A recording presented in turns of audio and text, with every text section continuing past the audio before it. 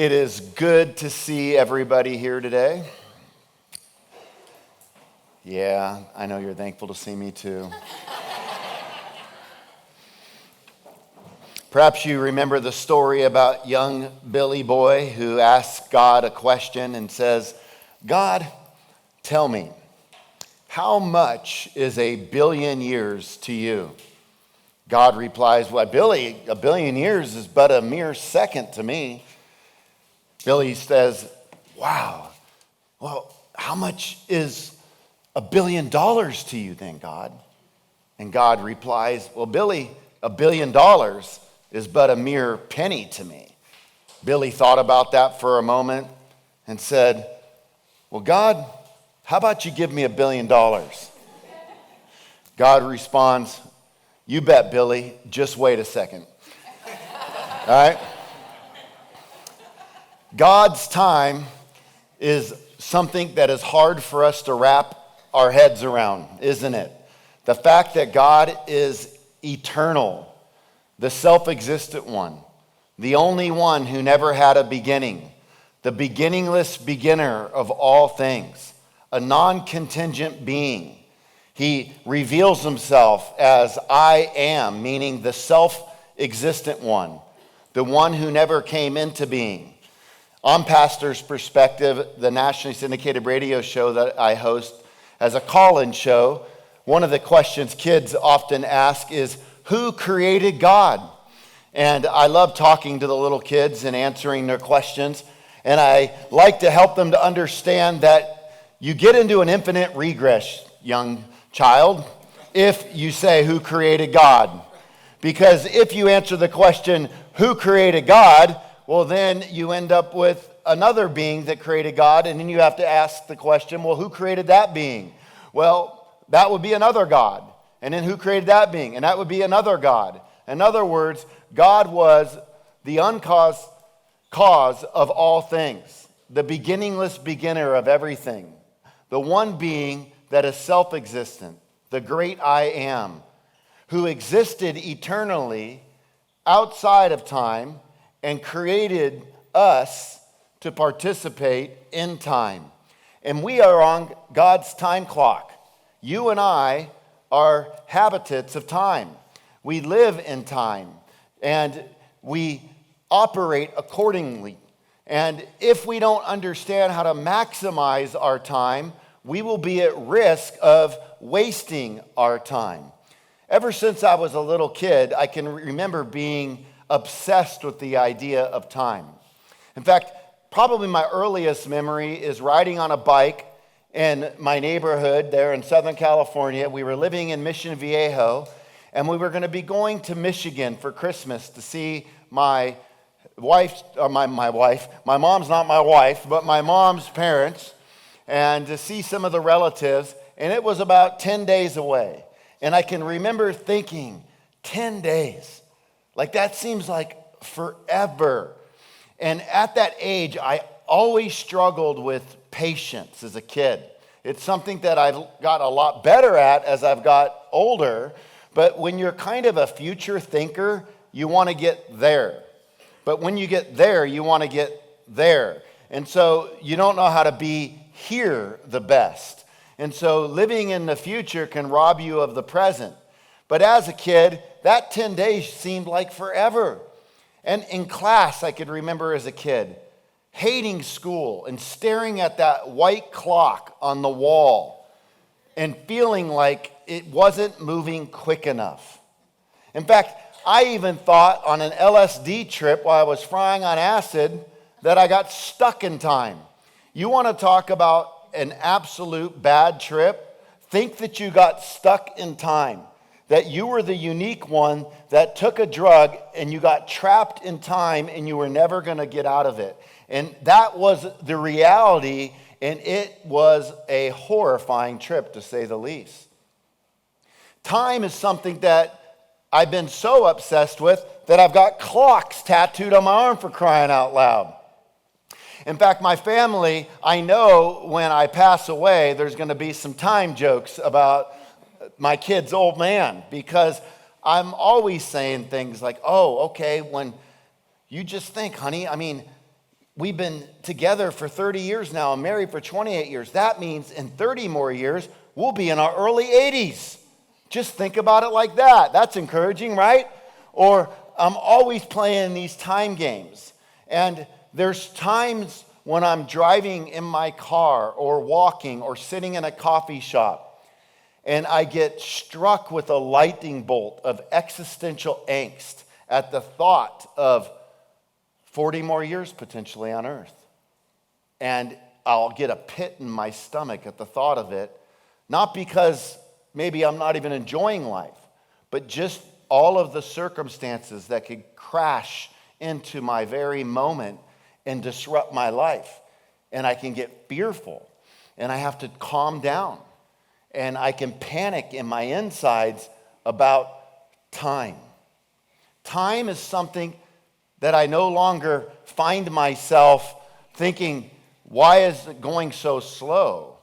But I even did a drawing where I pictured myself on the back of an airplane, and I'm holding on to the plane, and I took the back jet and I turned them into clocks, and it was the picture that time flies. And that's the whole idea. In fact, that's what this tattoo represents on my arm. It's a guy, and he's coming off the ground, and he's holding on to balloons in the shape of clocks. And the whole picture of that is time flies. And the whole point of this right here is time flies, be present. Why is it that as we get older, that time does indeed seem to fly? Well, there's actually a mathematical scenario, even using Einstein's theory of relativity, that can help us to understand the whole concept of time. Take, for example, when I was young, say 4, and to live to 5. Well, that 1 year was 20% of my life.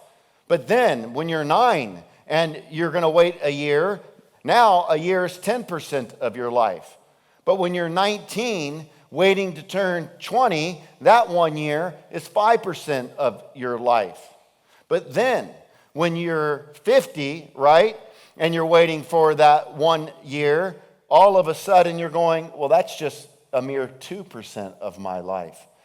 Which means it makes sense why time seems to fly faster, because we have a history that we're in relationship to that helps us to understand the speed of it. So that really means if I'm 50, it's going to feel like I'm going to be alive about 5 years equivalent to when I was a kid. That's encouraging. So make the most of your time. As the Bible says in Psalm 90, verse 12, teach us to number our days and recognize how few they are. Help us to spend them as we should. Or like the great theologian Kenny Chesney, who said, 100 years goes by faster than you think. Are you maximizing your time? Or are you just passing time? We aren't here to pass time. If you are breathing right now, God sees that you have a purpose to live for, that there's a reason. And you go, I don't know what that purpose is. Then you've got to figure that out. You've got to ask God, how do I maximize my time? It's incredible to me what you can do with your time if you will put it in the right direction. Many of you know that I took up art 10 months ago. Now I'm getting ready to launch a t-shirt business called Ponder, where I'm going to capture through realism the intellectuals of history and show their philosophy through art. Well, how do you learn to go from 0 in 10 months to being able to start an art career as a side project and a side hobby? Well, you're entrepreneurial in your thinking, and number 2, you have to be intentional about your time. And see, just think what you can learn in a few months if you'll put your mind to it. Just think about the things that you can do. And so many of us, if we're not careful, will waste our time and not invest it in something that we can use for God's glory. And so what we want to do is aim our life in a direction that will allow us to bear the fruit that God can use in our life to help others to come to know him, to help us to generate an income, to help us to enjoy what we do. All of you have talents. And I think about the art thing. Here I was at 50 years old, and I picked up a pencil, and I didn't even know that I had an ability to be able to see what I saw and just replicate it on paper. And you have these gifts that are just trapped inside of you, waiting to come out. But for some reason or another, you're in some monotonous routine that causes you to not go on a new adventure, to not maximize your time. And so figure out what God made you for and do it with the time you have. Well, together today, I want to invite you to turn to Ecclesiastes chapter 3 in your Bible. Well, we're going to look at Solomon, who was the son of David and the third king of Israel, who was known as the wisest person to ever live, who exemplifies what it means also to have wisdom and not always act on it. We've met lots of people who can say wise things and live like fools, and that is Solomon. He had wisdom, but he lived foolish.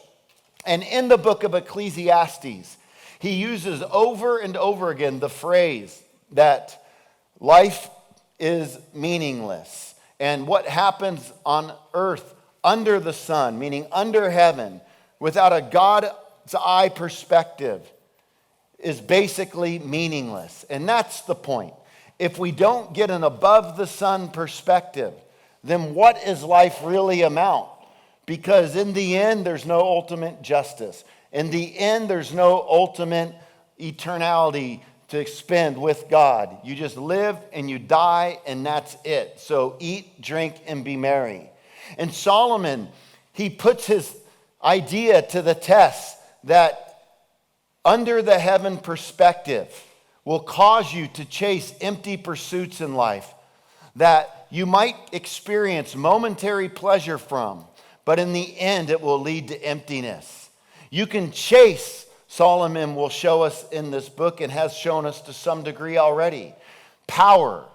You can trace projects and hobbies. You can chase sex. You can chase hedonistic living. You can chase money and career. And all of that, if you're only doing that for that sake, will end in a very meaningless existence. I do not want to stand before the Lord someday and find out that I took the 86,400 seconds that I was given on a daily basis and wasted it on mere hedonism. Some hedonism is okay with an over-the-sun perspective. Power is okay with an over-the-sun perspective. Sexuality is a good thing with an over-the-sun perspective in the context God has us. Some of you young kids, you're living in a time where your generation doesn't even think it's a big deal to have sex outside of marriage. And they've redefined the Bible or just decided to carve that whole section out because the culture says it's no big deal. That is a lie that will teach you how to be unfaithful as a spouse someday. You won't have sexual self-control. You'll be an addict of your own lusts. You might get an STD, and you might experience lots of consequences because of an under-the-sun, time-based perspective on sexuality. We got to live above the sun and understand time and how to maximize it. So let's do that by first seeing that to understand time, we need to understand that time will present us with a variety of experiences. We see this in the first 8 verses. Solomon writes in verse 1 of chapter 3, "For everything there is a season and a time for every matter under heaven." Case in point, he says, check it out. A time to be born and a time to die. So he gets to the point right off the bat. The two things that we all have in common is a beginning date and an end date, a birth certificate and a death certificate hanging in the balance. And what we have is we have time in between. I remember taking a trip to Ireland. One of the things I've loved doing in the last several years is taking tours and historical tours. In fact, I've been to Israel 5 times. I've done Paul's missionary journeys through Ephesus and Corinth and Rome and Thessalonica and a lot of the great New Testament spots, having the opportunity to stand at those places, doing Reformation tours through France, Switzerland, Prague, Germany, but then even taking, trips to like England and going to Oxford and understanding the English Reformation and making my way over to Ireland and thinking about St. Patrick who lived there.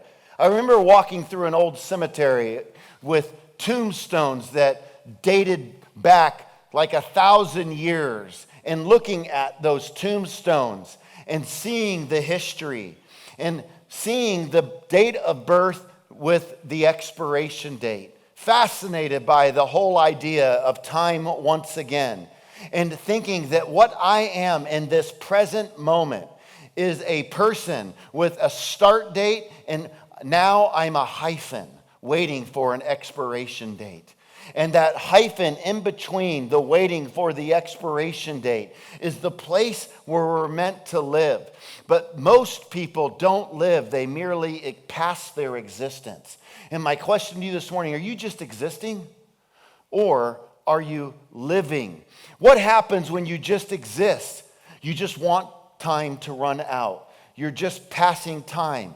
You don't use your time in any way that is eternally meaningful. You live with an under the heaven perspective, and you just live in a meaningless way if you really put it together. And guess what? God wants you to realize that your hyphen, that experience that you're living, is meant to be purposed for His glory. What would God ask of you right now if He was to come into your moment? What would He ask of you in your time? What would He say to you? How would He change your perspective? See, one of the things that can happen is we actually believe that we are a unique case, that there's no purpose for us in the midst of being a hyphen. And so I'll just settle for an under the sun perspective. But imagine if God was to change your perspective and to show you what life looks like.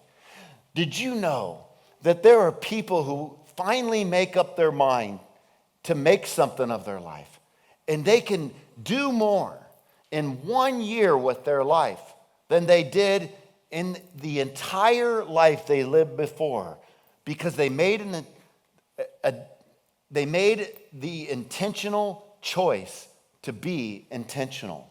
Here's what I'm trying to say.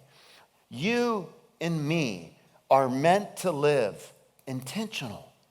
And that should give us some excitement. If you lack intentionality in your life, then guess what? Life will quickly begin to feel meaningless, and life will come to a place where you'll want time to hurry up and pass. And that's what happens, because when you don't have intentionality, you don't have purpose, which means all of us should strive to find purpose. You go, I don't know where to aim. Aim somewhere, because aiming somewhere is better than aiming nowhere, because when you aim nowhere, you're still aiming at something. And that something is more meaningless than at least trying to aim at something. And so, he says, we're a hyphen. We're born to die. You and me are all in the process of dying. Isn't that exciting? And that's why we want a relationship with Jesus. All of us have one thing in common. We will all die unless Jesus comes again. Not only that, when we die, as Greg Laurie, the great pastor, said, there's only 2 rooms when we die: smoking and non-smoking. And so we want to make sure that we RSVP with Jesus. He says there's a time to plant and a time to pluck up what is planted. Right? If you just, plant your garden, but never pluck up, well, it's not going to be much of a garden. A time to kill and a time to heal. You go, wait, a time to kill? Well, the Bible understands just war theory. In fact, those that would say there's no time for that, well, you won't have a good system to protect yourself. And so there is such a thing as just war. Now, there's a difference. Notice, he doesn't say there's a time to murder, and that's because there's a difference. All murder is killing, but not all killing is murder. Just war means that sometimes, because of the nature of evil, that sometimes you have to deal with things through war. Otherwise, the evil will only get worse, and that can be catastrophic. We see this in the day and time we're living in, and it's always been that way. A time to break down and a time to build up. A time to weep and a time to laugh. There's an appropriate use of our emotions, weeping and laughing. Have you ever laughed at the wrong moment? It's pretty uncomfortable. Like at a time when you shouldn't be laughing and you lose it, right? My mom's laughing right now because she's thinking of a sermon where both of us just started laughing, and when we were in tears for like 30 minutes, just dying laughing at this preacher and what he said, and we were making a scene. Yes, front row. We were on the scene right there, and it was at Saddleback Church with where Pastor Rick Warren is. So it wasn't like a small tank that we were in. We were definitely laughing beyond the time. Right, the joke had passed, and we kept laughing. But a time to laugh, and there's actually a time to weep, like to get it out, to let those emotions come out, to have a good cry. To not stuff those emotions and act like nothing's wrong. Tears are like the sprinkler system of our soul. They fertilize it. And we have to let the tears out in order to do the work. And trapping tears is one way to make our heart hard and bitter. Tears can soften our hearts. Tears can make us empathetic to other people's pain. Don't ever believe the lie that there's no place for tears. They're in us because they're meant to help us heal. And if you've ever had a good cry, you know that a good cry can feel like a healing moment in our life. Maybe some of you just need to get with the Lord and have a good cry. A good cry with him about this. God, I've gotten so off track with you. I've lost touch for the purpose of life. I am just living with my head in the sand for my own pleasures, and I'm missing it. In fact, I think about church, and I see you here today, and I go, man, there's so much more as your pastor that I would love to give you. I love teaching you, you know that? And there's times in my head I go, I would love to teach you more. The sad thing is Netflix can get 50 and 60 hours out of most people. I'm lucky to get 40 minutes a week. And then I got to compete with the whole worldview difference that's there. Try and do a series in Discipleship U, or come out with a new series on Netflix. Even Christians, it's tough. And in a post-COVID world, if I could just get you to look at your schedules. Like some people just comfortably miss church 15, 20, 30 times a year. It's no big deal. It's my time. I don't have to live intentional. God doesn't care what I do with my time. What if I could get you to think even about you being more present in the community of Christ, showing up more, like planning differently. Like, yes, you're going to take some vacations, but some people, they're just living the Lake Norman dream. It's football season, so I'm going to take the whole season off of church. It's nice weather, and so I'm just going to go and miss church all the time. And what if I could even get you to go deeper to say, man, I would want more. I think sometimes like I would love to take my devotionals and then just give you a recap of how to see through the Bible, walk you through the Bible in a year, or jump online and give videos. But I go, you know what? I'll get 5 people that'll watch that. And so I want to invest more, but I can't invest more if you don't give more of your time. And I believe We're limited as a church because we're distracted by the schedule. And most of the schedule, if we're honest, is under the sun, chasing of the wind. We're chasing the wind. We're not going after what matters most. Don't be a wind chaser with your life. And come to church with a purpose of making the most of it. Like, if I could just get moms and dads to teach their kids how to come to church. When you come to church, child, be asking God to speak to your life. Be looking for other kids that are new there today and go up and just introduce yourself to them. Build friendships with people. Participate in your classrooms. After class, tell me what you learned. After class, tell me what you're going to do about it.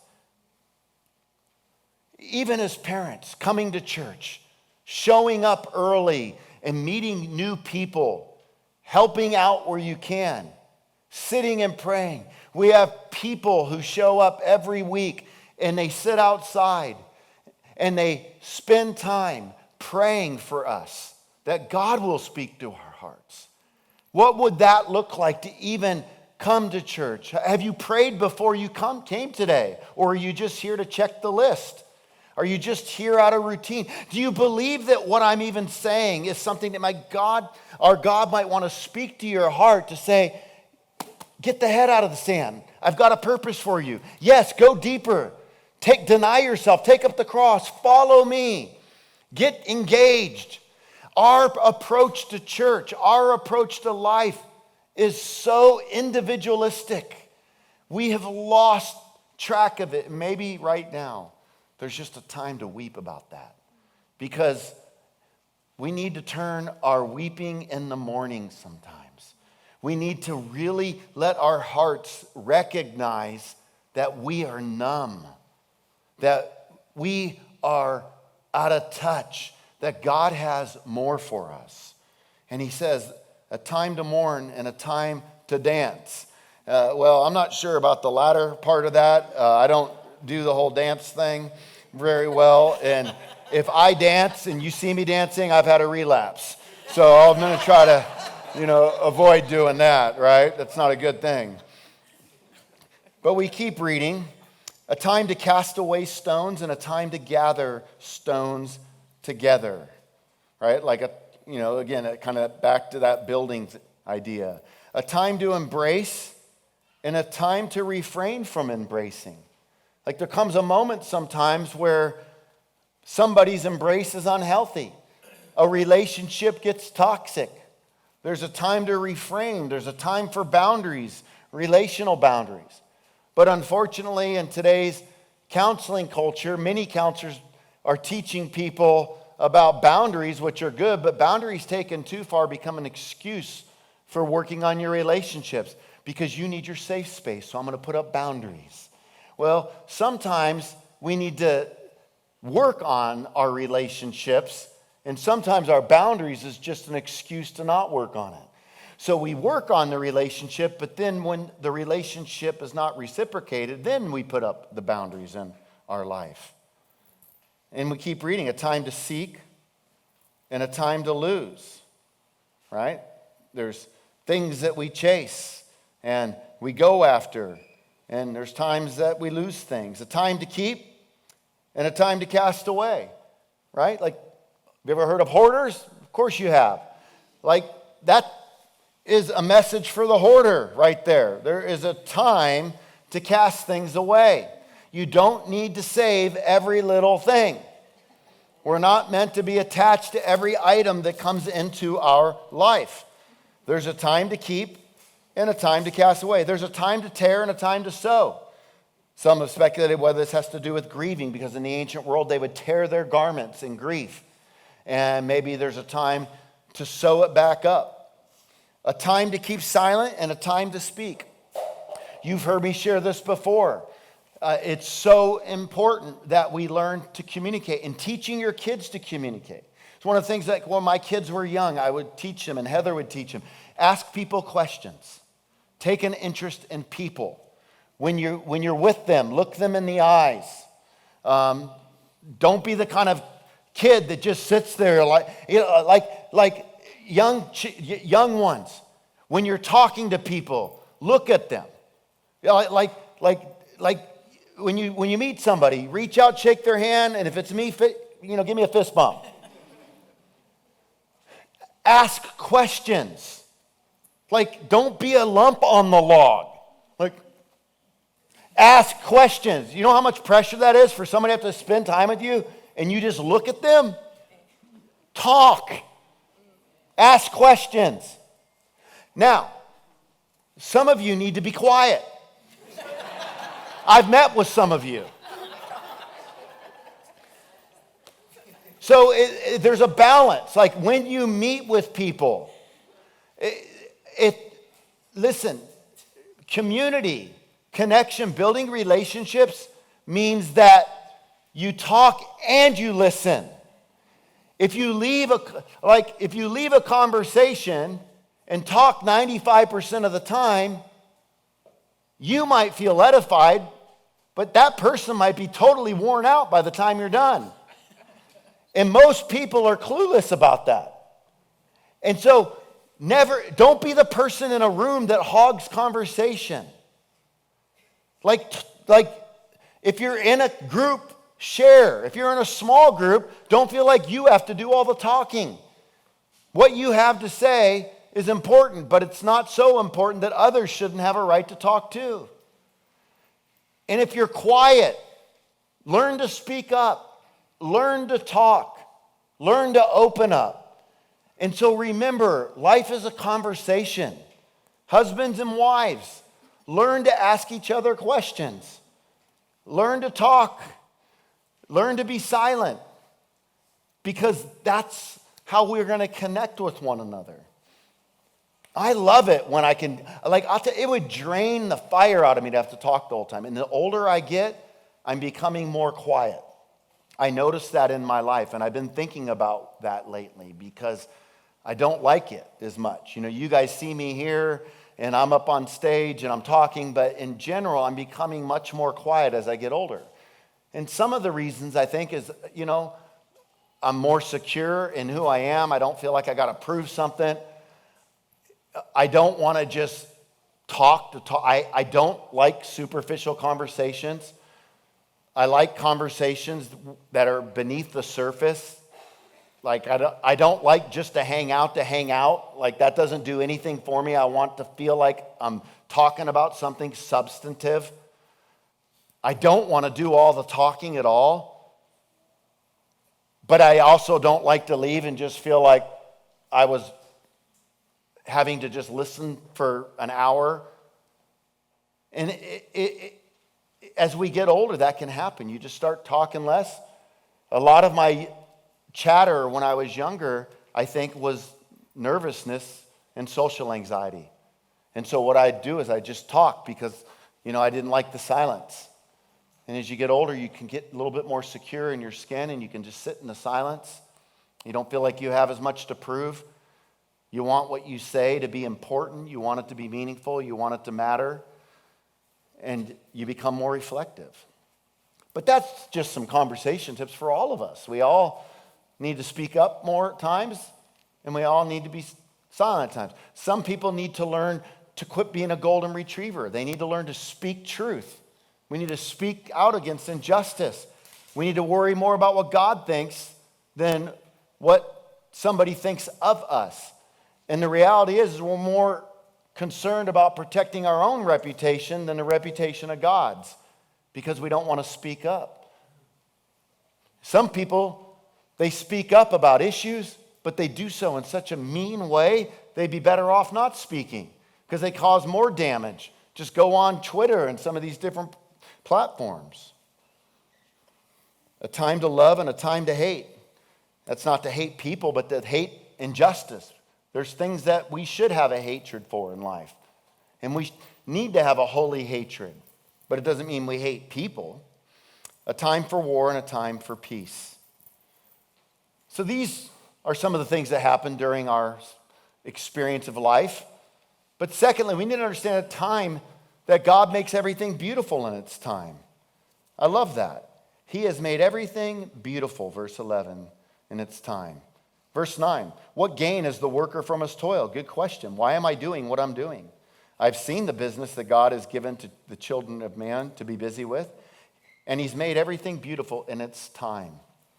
And that's such a wonderful thought. It makes me think of D.L. Moody, the great evangelist, who once said, someday you're going to wake up and read in the obituary that D.L. Moody passed away.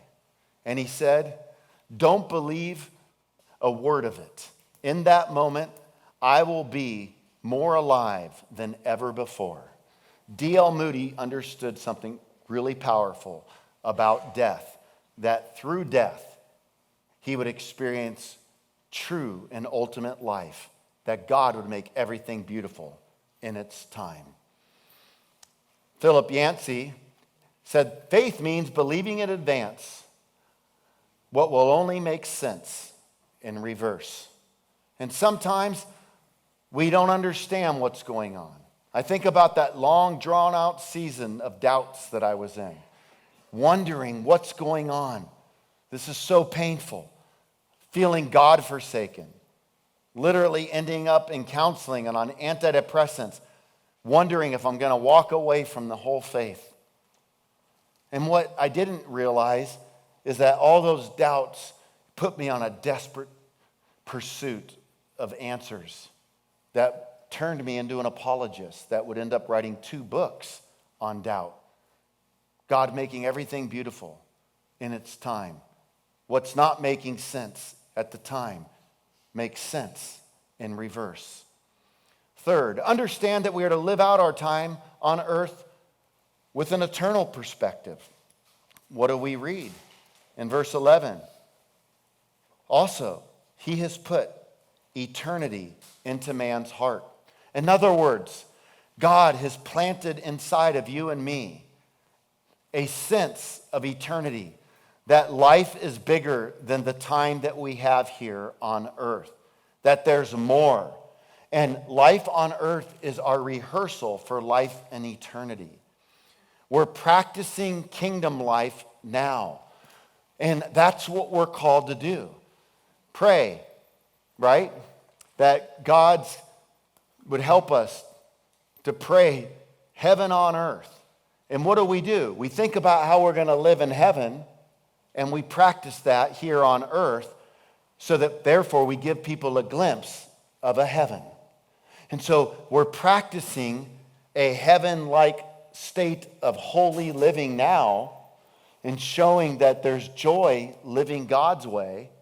So we pull the future that we're going to live in and we practice living like that now. That's living with an eternal perspective. Living with the end in mind. Really living with the beginning in mind. Fourth, understand that God desires us to enjoy the time we've been given. That's a good thing, that he actually desires us to enjoy it. What do we read?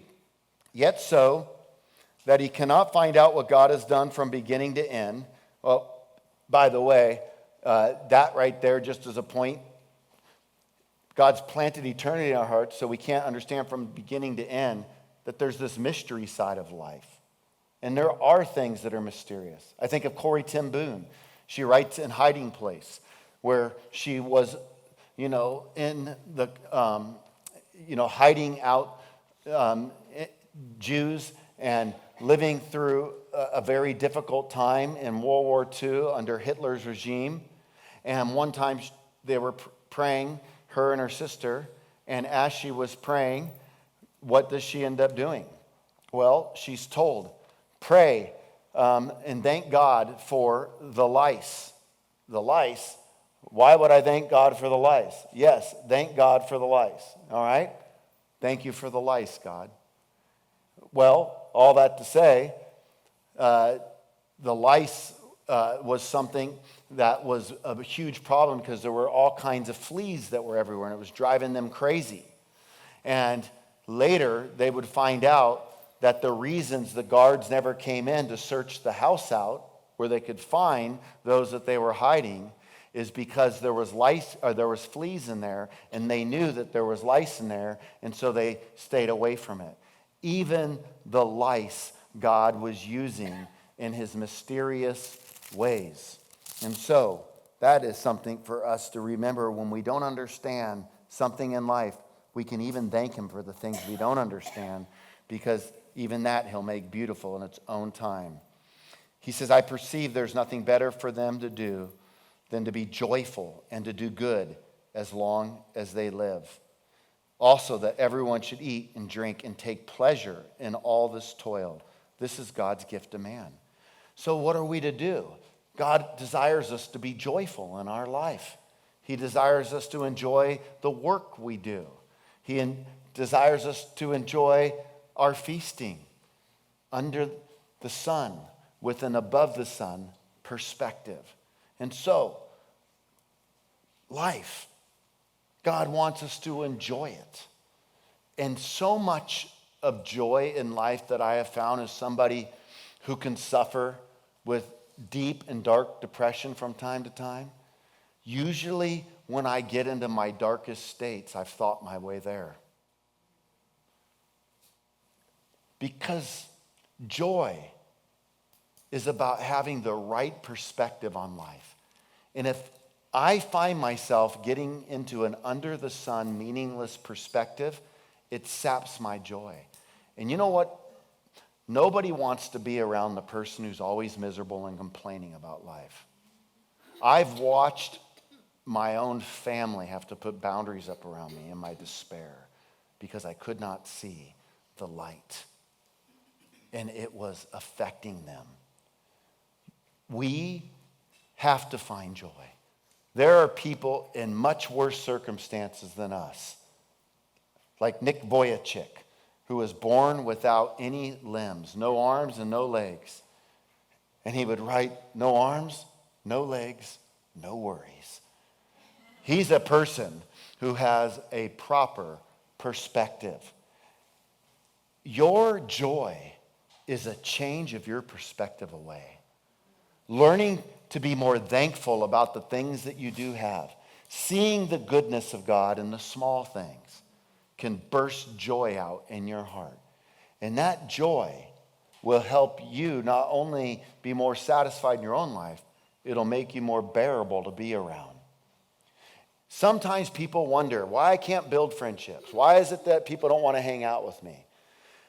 One common denominator behind people who struggle with deep relationships is often the person is so negative that the person utterly beats people down with their perspective, and people just don't want to be around somebody like that.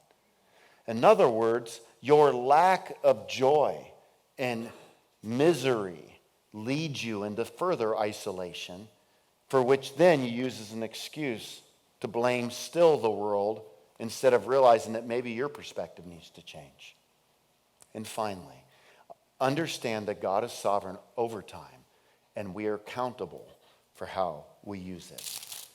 As we wrap up, what do we see? In verse 15, that which is already has been. That which is to be already has been. And God seeks what has been driven away. And so, when we think about life, everything that happens, the things that have been, the things that which are to be, the things already has, God's the one who's over all of time. And in the end, all of us are going to be accountable to God for our life. Each of us will give an account. But the good news is this. In the fullness of time, God sent forth his son, Jesus, to die on a cross, to forgive us for our misuse of time, for all the sins we committed during our time, and to show us his love and grace, and to give us a relationship with him that will get us out from under an under the sun perspective and give us a new above the sun perspective. And we're reminded in the scriptures that the response to this is this, that today is the day of salvation. Let's pray. Lord, I thank you for your word. And I pray that if there's anybody in here that is ready in this moment to place their faith in you and to really step into a life of meaning, that in the quietness of their heart they'd say, Jesus, forgive me for my sins. Forgive me for wasting the time you've given me. Thank you for entering time to rescue me, to die on a cross for my sins, and to rise from the grave as you did. I place my faith in you and trust in you. And I ask you to forgive me and to help me to live for you and to make the most of my time and to teach me to number my days. In Jesus' name, amen. Well, thank you again for checking out this live stream of Image Church. We exist to help you discover why you were created. And we believe that the first step in that discovery is a relationship with Jesus Christ. If you have any questions about what that is or how that can happen in your life, please email us at info@imagechurch.live. If you are interested in connecting with other Image Church community members, please join our Facebook group or an in-person small group at either of the links on the screen. For more information about who we are and how you can get involved, please visit imagechurch.live. I'll see you next week.